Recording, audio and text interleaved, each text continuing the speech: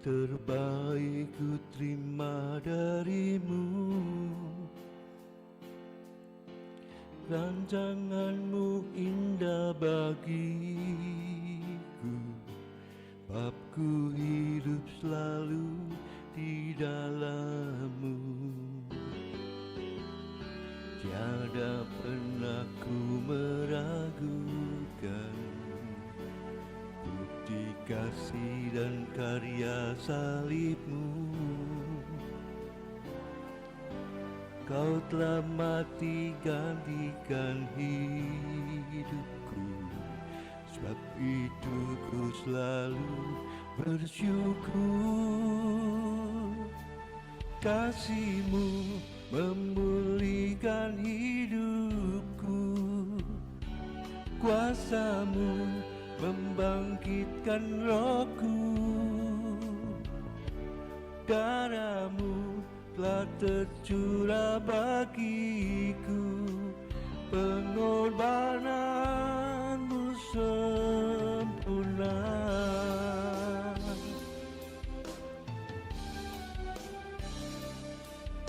Kematiannya di atas kayu salib untuk menebus dosa-dosa kita adalah pengorbanan yang paling sempurna. Ku hidup oleh anugerah-Mu, yang terbaik ku terima darimu. Rancangan-Mu indah bagiku, bab ku hidup selalu di dalam-Mu. Oh, tiada pernah ku meragukan bukti kasih dan karya salib-Mu. Kau telah mati gantikan hidupku, sebab itu ku selalu bersyukur. Kasih-Mu memulihkan hidupku, kuasa-Mu membangkitkan rohku. Darah-Mu telah tercurah bagiku, pengorbanan-Mu sempurna.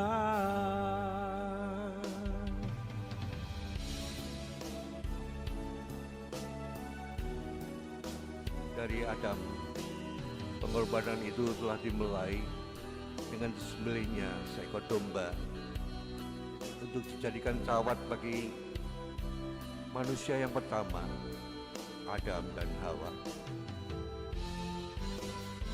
Dan pada akhirnya pengorbanan yang sempurna diberikan oleh Yesus di atas kayu salib, dan darahnya tercurah bagi kita.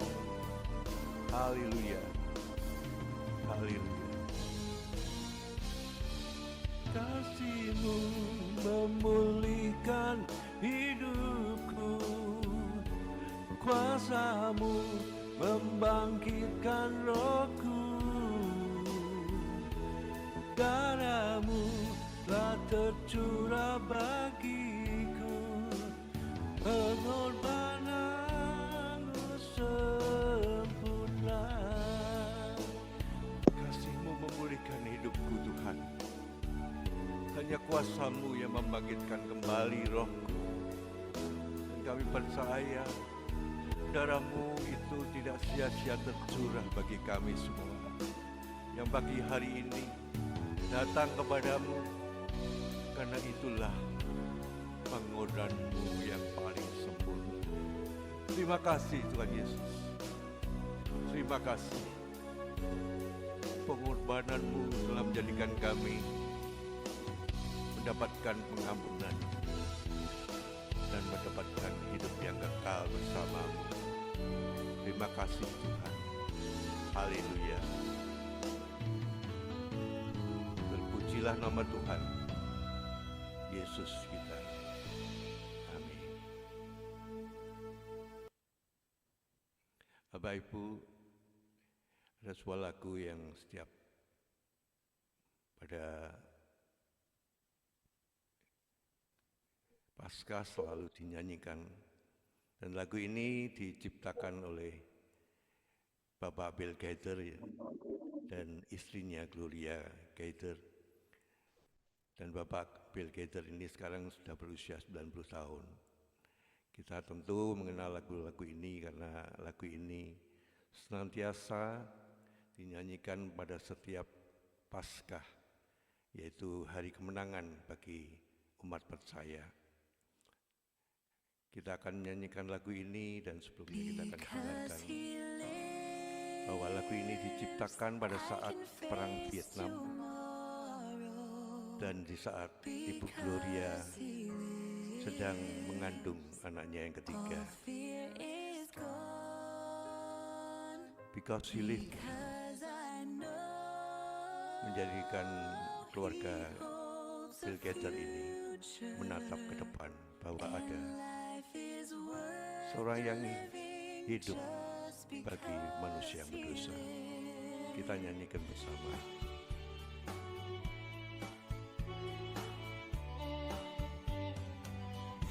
God in His Son, they call Him Jesus. He came to love, heal and forgive. He lived and died to buy my pardon. An empty grave is there to prove my Savior lives. Because He lives, I can face tomorrow. Because He lives, all fear is gone. Because I know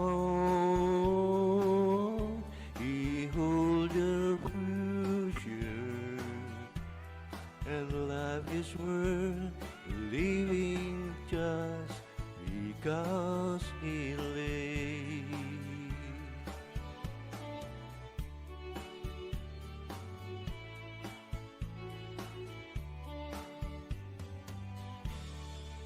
How sweet to hold a newborn baby and feel the pride and joy He gives. But greater still, the calm assurance this child can face in certain days. Because He lives, because He lives, I can face tomorrow. Because He lives, all fear is gone. Because I know He holds the future, and life is worth the living just because He lives. Dialah anak Allah yang telah menjelma menjadi manusia, dan untuk menyelamatkan Bapak, Ibu, dan saya. Dialah Yesus namanya, Juru Selamat kita.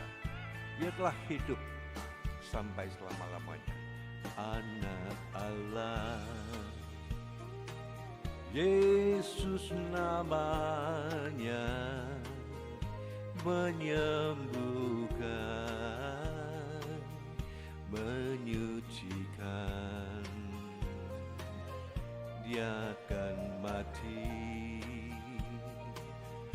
tebus dosaku.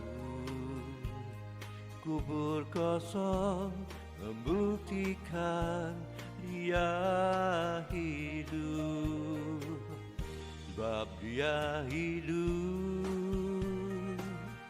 pada hari esok. Sebab Dia hidup,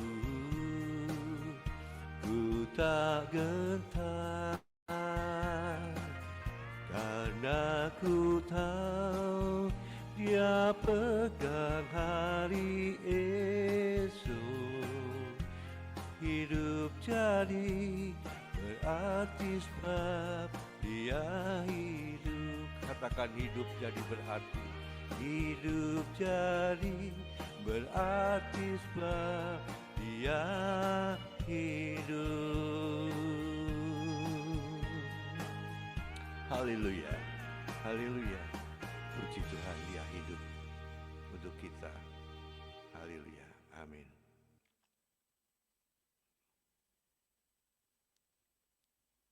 Kami serahkan selanjutnya.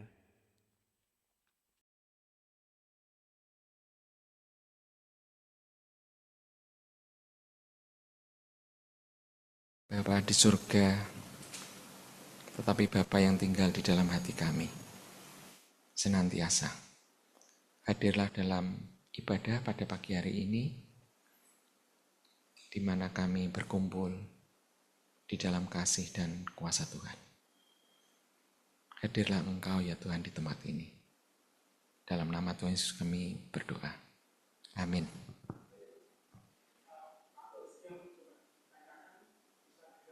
Bapak Ibu, suara saya bisa terdengar? Oh, bisa terdengar bagus, Pak.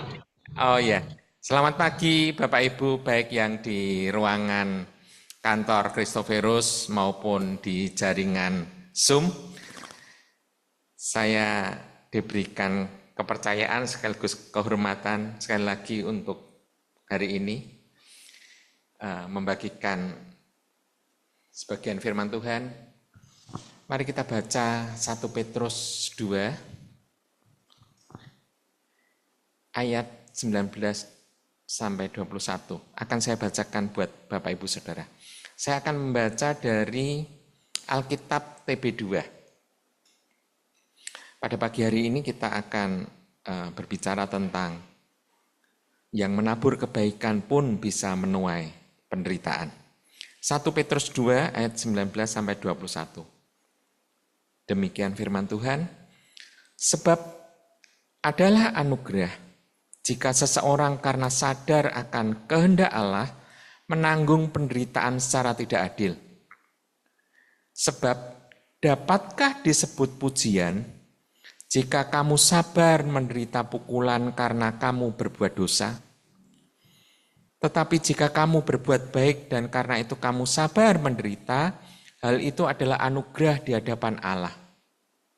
Sebab untuk itulah kamu dipanggil, karena Kristus pun telah menderita untuk kamu dan telah meninggalkan teladan bagimu, supaya kamu mengikuti jejaknya.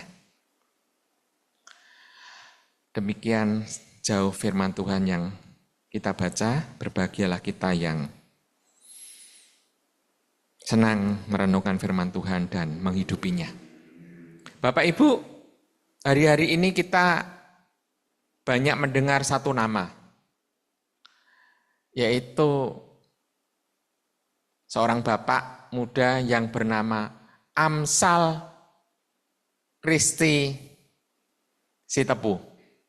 Ya, dia adalah videografer, ya seperti Ko Jun gitu ya, tapi komersial. Dia hidup di Tanah Karo. Nah, bekerja sama dalam bisnisnya ini, dia bekerja sama memberikan penawaran kepada desa-desa di Tanah Karo, ada 20 desa.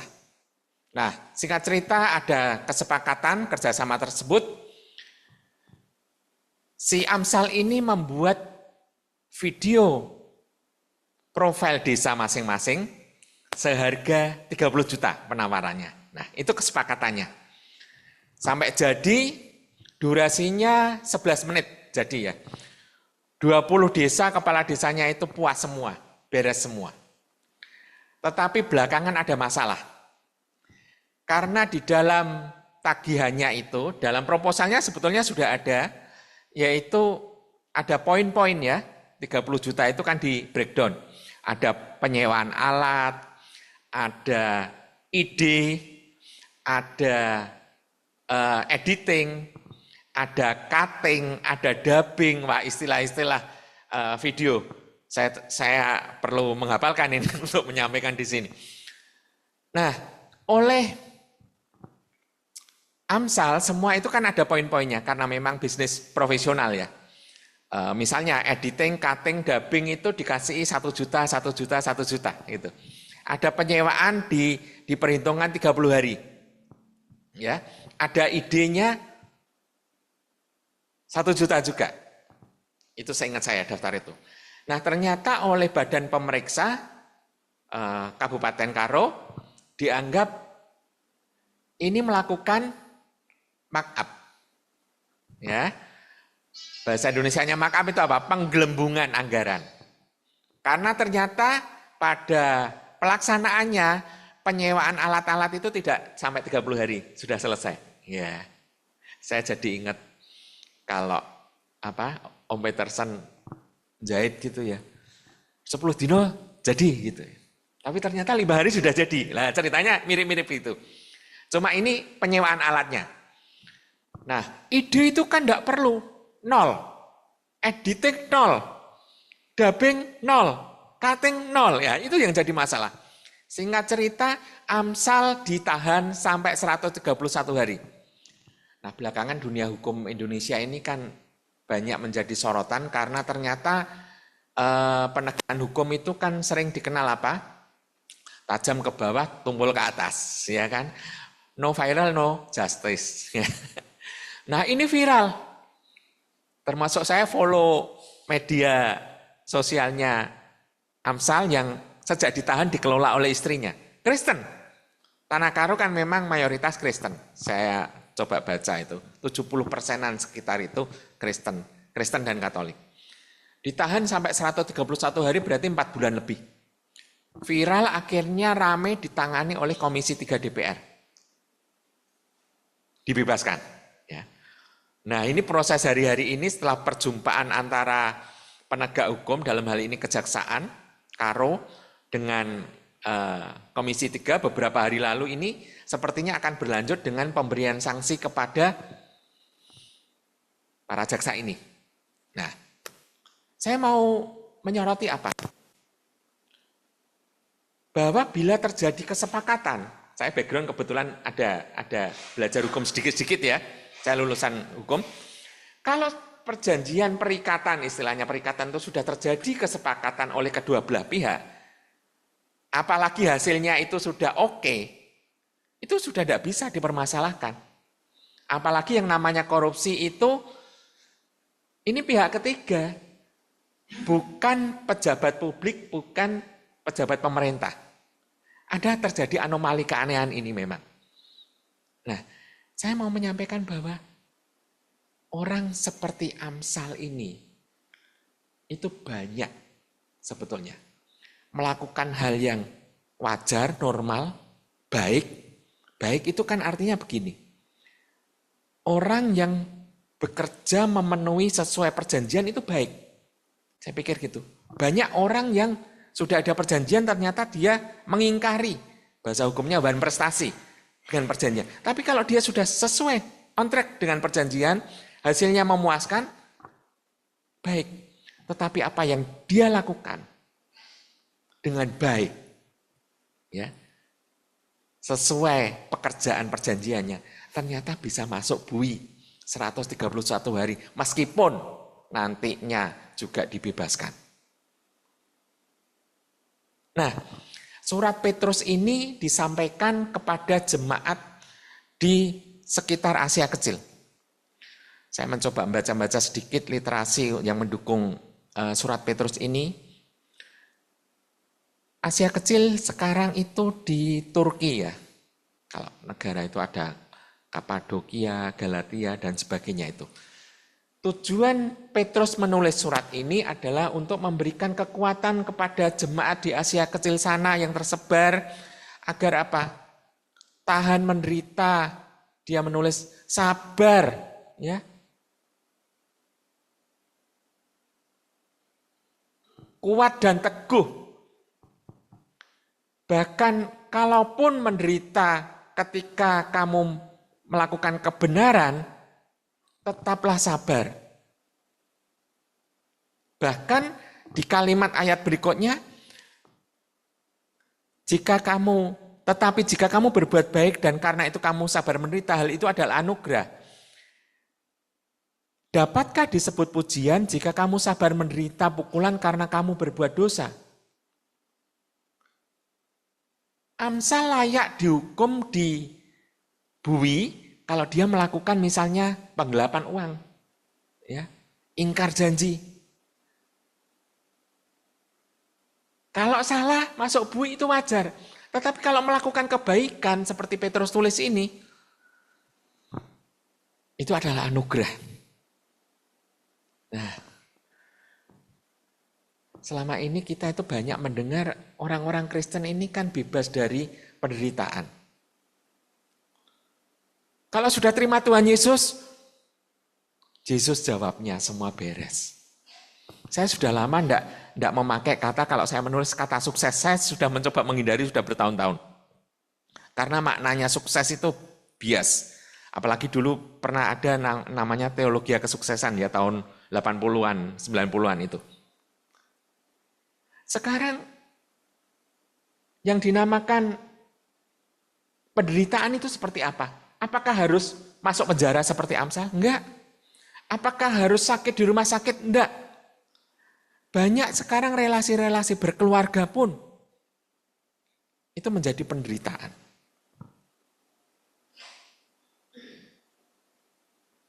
Saya banyak mengenal keluarga-keluarga yang rohani, yang takut kepada Tuhan, menyesakkan daging.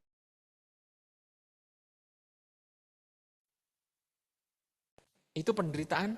Iya, itu penderitaan. Tapi kita seringkali itu kan kepleset dengan pemahaman. Aduh, dosanya apa ya kalau ada orang yang mengalami kecelakaan, menderita bahkan sampai mati.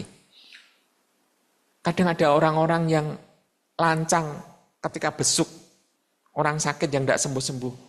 Dosa yang kamu sembunyikan itu apa? Akuilah kepada Tuhanmu. Apakah memang semua penderitaan itu karena dosa? Ternyata tidak. Saya mencoba mencari-cari kisah dalam Alkitab, banyak sekali orang-orang baik yang menderita. Ishak ya, Ishak itu kan profil dengan Ribkah menikah, itu kan pernikahannya yang dianggap ideal oleh gereja-gereja. Seringkali dalam pemberkatan pernikahan itu kan potret seperti Ishak dan Ribkah. Ketika Abraham sudah tua, sudah duda ya, Sarah sudah meninggal.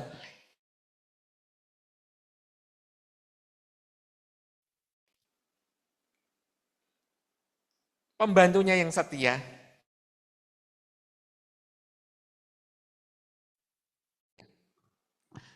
diminta untuk bersumpah, ya. Dituliskan di Alkitab, tangan Eliezer itu ditaruh di pangkal pahanya Abraham. Cara orang Yahudi untuk serius sungguh-sungguh bersumpah. Untuk mencarikan orang yang takut pada Tuhan, sungguh-sungguh. Bukan dari kaum yang lain yang tidak mengenal Tuhan. Untuk dipasangkan kepada Ishak. Eliezer mencari tanda ya. Perempuannya seperti ini yang nanti kumintakan memberi minum onta, memberi minum aku, tapi akhirnya juga memberikan minum-minum onta. Tanpa ku minta. Tanda-tanda dipenuhi. Berarti apa?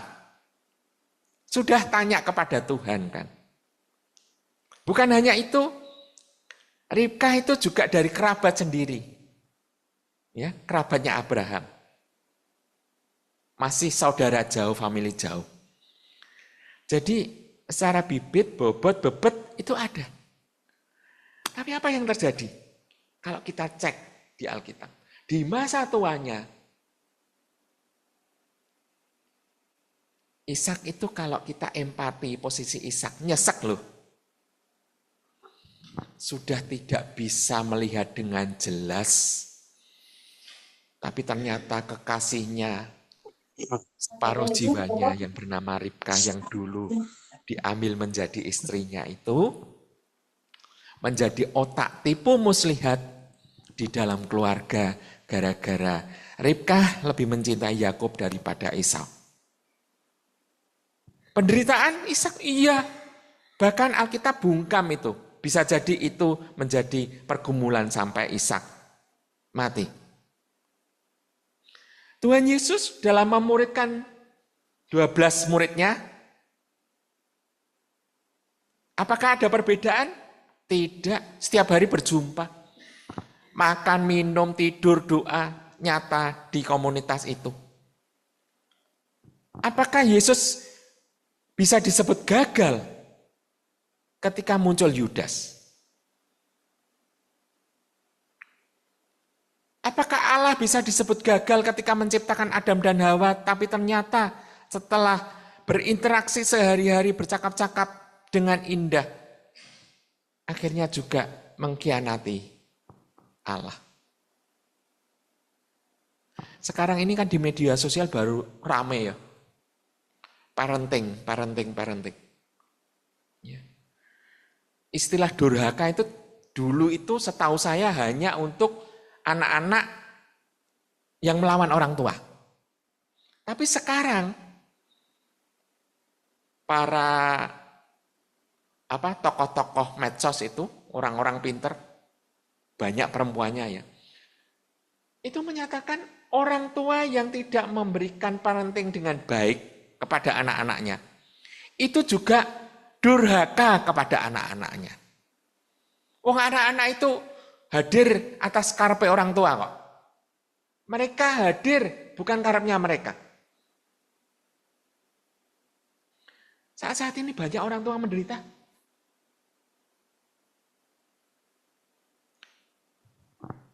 Loh, aku ini memberikan pendidikan yang sama kepada anak-anak. Ada seorang hamba Tuhan punya 2 anak, dididik dengan cara yang sama. Bahkan bisa jadi dulang nasi dari piring yang sama. Tidur di ranjang yang sama. Jadinya beda. Ada yang satu baik, ada yang satu merosal sampai masuk penjara juga. Kalau orang atau kita ceroboh ya, itu mesti ono sing salah itu dalam parentingnya, mendidik itu. Nah, firman Tuhan pada pagi hari ini mengingatkan kembali kepada kita. Untuk apa? Kalau ada orang lain, saudara-saudara kita, kekasih kita mempunyai pergumulan penderitaan yang dalam, bahkan lama, tidak selesai-selesai. Bahkan bisa jadi sampai mati, tidak selesai. Kita tahan mulut kita untuk tidak menghakimi bahwa ada dosa tersembunyi bagi mereka. Dosamu apa? Jangan. Tapi tetap mari kita beri kekuatan. Bukan hak kita untuk menghakimi.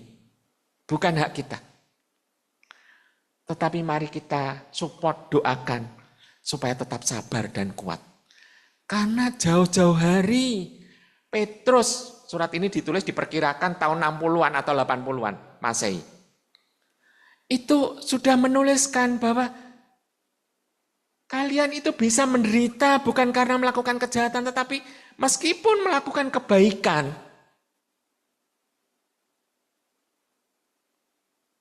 kamu tetap bisa menderita. Tapi firman Tuhan ini pun bukan untuk orang lain, bagi kita juga yang saat ini sedang dalam kesesakan penderitaan.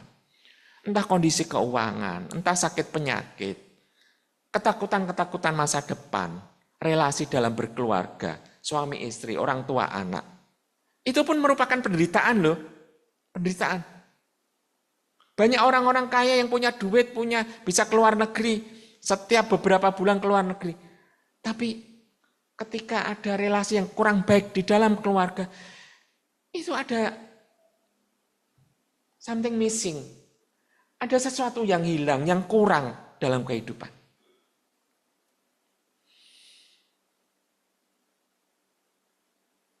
Saya dekat dengan almarhum Pendeta Charles Crestano. Kisah ini pernah disampaikan di sebuah ibadah terbatas. Itu sebabnya saya berani menyampaikan kisah ini. Suatu malam lewat tengah malam, Pak Charles di tengah-tengah kelelahan bangkit dari tempat tidurnya Ibu Charles. Kejadian ini tahun 90-an ya. Ibu Charles sudah tidur. Nah, saat itu kesibukan Pak Charles kan sangat tinggi. Ya, kesibukan khotbah, kesibukan menggembalakan GKMI Kudus, sebagai kadang aktif di sinode, menjadi ketua, bahkan sempat juga menjadi presiden MWC, menulis buku, ceramah di mahasiswa. Saya itu juga mengikuti seminar-seminar beliau, retret, PGI, LAI, banyak kegiatannya sampai jarang di rumah. Nah, malam itu atau tepatnya sore sebelum Bapak Ibu Charles istirahat itu, mereka dari dokter. Pak Charles kaget sekaligus sedih ketika diberitahu oleh dokternya yang memeriksa kondisi mata Ibu Charles sudah terlampau parah dan dipastikan tidak bisa melihat, salah satunya.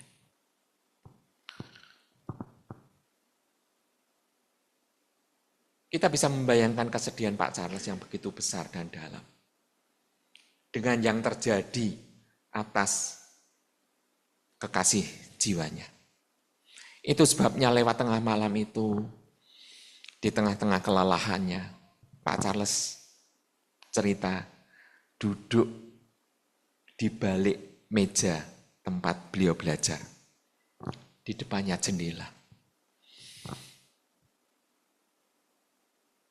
Berdoa. Ya Tuhan, kurangku iki apa? Kurangku iki apa Tuhan?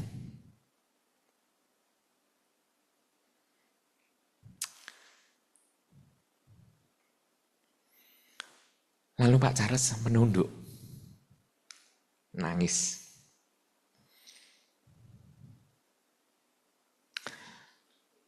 Setelah beberapa saat,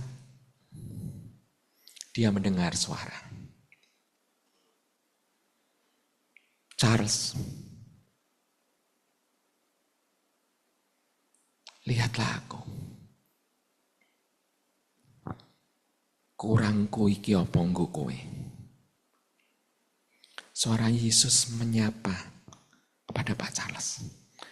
Langsung Pak Charles turun dari kursinya di lantai dan bersujud. Semakin deras air mata beliau. Ya Tuhan, ampuni hamba-Mu yang tidak tahu diri ini. Engkau sudah memberikan segalanya bagiku, mati bagiku. Aku masih mempertanyakan, kurangku iki apa? Siapa di antara kita saat ini yang sudah lelah dengan penderitaan dan kesesakan hidup kita? Dalam hati pernah dengan bahasa yang lain tetapi kira-kira sama. Di dalam doa dan bertanya kepada Tuhan. Ya Tuhan Yesus, kurangku ini apa?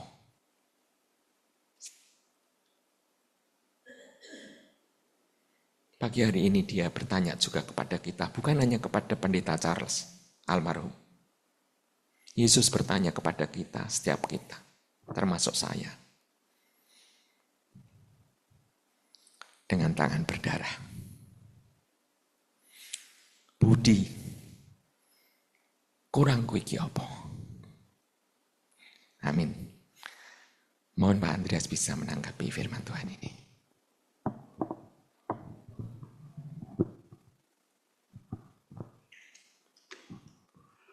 Bapa Surgawi, terima kasih. Engkau hidup dan kami bisa berdialog, mendengar suara-Mu kalau kami mau dan kami sensitif. banyak nabi rasul mengalami, kami juga, saya juga pernah bertanya, mengapa ini, mengapa itu. Kami yakin Ibu Hana Ong juga pernah bertanya, mengapa ini terjadi. Kami yakin Saudari Arum, kakak kami, Saudara Gunsyu Timotius, juga pagi ini kami mendengar Nyonya Immanuel Ong jatuh, pasti juga bertanya. Pasti Ibu Susi, Andre juga bertanya, mengapa Tuhan kurang kuopo, sudah melayani, kadang merasa sendirian, lari ke sana kemari mencari nafkah, mendidik anak cucu menantu sebaik mungkin, tetapi terjadi penderitaan dalam tanda petik, padahal mengikut Engkau. Ya Tuhan, dan mungkin masih banyak lagi, semua yang hadir di sini juga Tuhan bertanya. Tapi terima kasih pagi ini melalui saudara kami Setio Budi, bukan pendeta, tapi dia mendapat rema aplikatif yang lain yang spesifik buat kami pagi hari ini. Kiranya saat ini semua yang sedang menderita, mengeluh, kesakitan, kemiskinan, masalah, dihiburkan, dikuatkan. Dan ampunilah kami, jikalau kami sempat menuduh Allah, mencurigai dan menghakimi orang lain yang menderita menurut kami.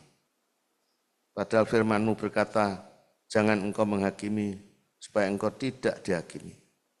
Hidup itu kekal Tuhan, ukuran-Mu kekal, penilaian-Mu kekal. Tapi seringkali kami hanya sepotong-sepotong menghakimi. Ampunilah kami. Terima kasih, pakailah saudara kami Setio Budi, justru bukan pendeta, non-klerus, tapi boleh menjadi kesaksian berkat bagi orang-orang awam lainnya.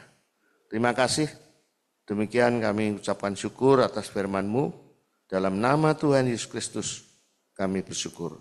Amin.